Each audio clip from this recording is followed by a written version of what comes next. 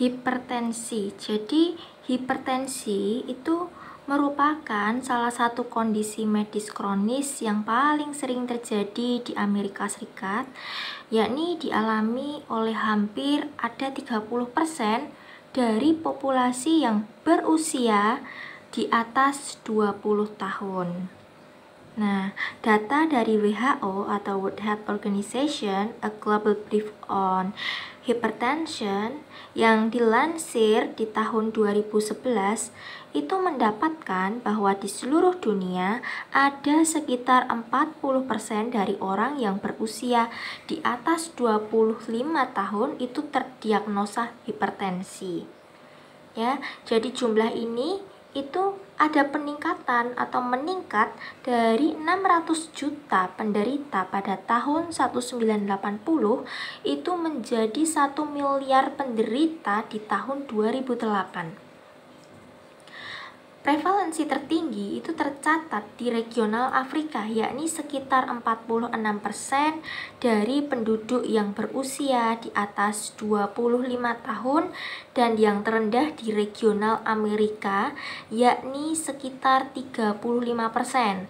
Nah, sedangkan untuk kawasan Asia Tenggara itu berkisar 36%. Dilaporkan juga bahwa penderita hipertensi justru ada terbanyak itu berada di negara dengan penghasilan rendah dan menengah dibandingkan dengan berpenghasilan yang tinggi, disebabkan oleh sistem pelayanan kesehatan yang relatif lebih buruk.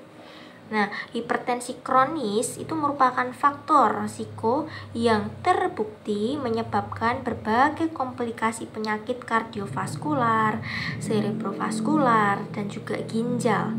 Sedangkan peningkatan tekanan darah yang berlangsung akut itu bisa menyebabkan kerusakan target organ dan berdampak pada peningkatan angka morbiditas yang signifikan.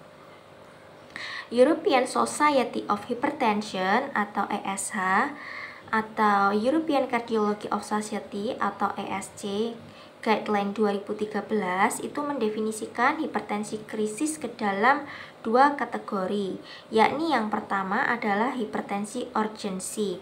Nah, ini apabila peningkatan tekanan darah sistolik itu lebih dari 180 mmHg dan diastolik lebih dari 120 mmHg tanpa diikuti dengan kerusakan target organ.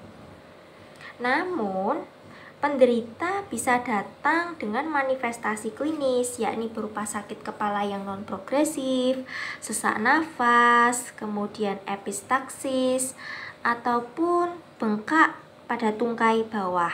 Usaha menurunkan tekanan darah itu bisa dalam beberapa jam.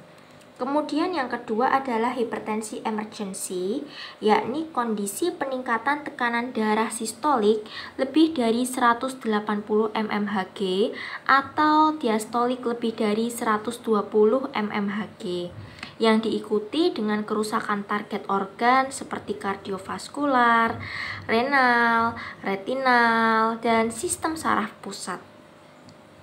Nah, hipertensi emergency bisa mengarah pada miokard infark akut, ensefalopati hipertensi, pendarahan intrakranial, diseksi aneurisma, kemudian gagal ginjal akut, edema paru yang juga disebabkan oleh disfungsi ventrikel kiri. Nah, kondisi ini itu memerlukan tindakan menurunkan tekanan darah secara parenteral, yakni dalam hitungan menit sampai jam, juga membutuhkan perawatan di unit intensif.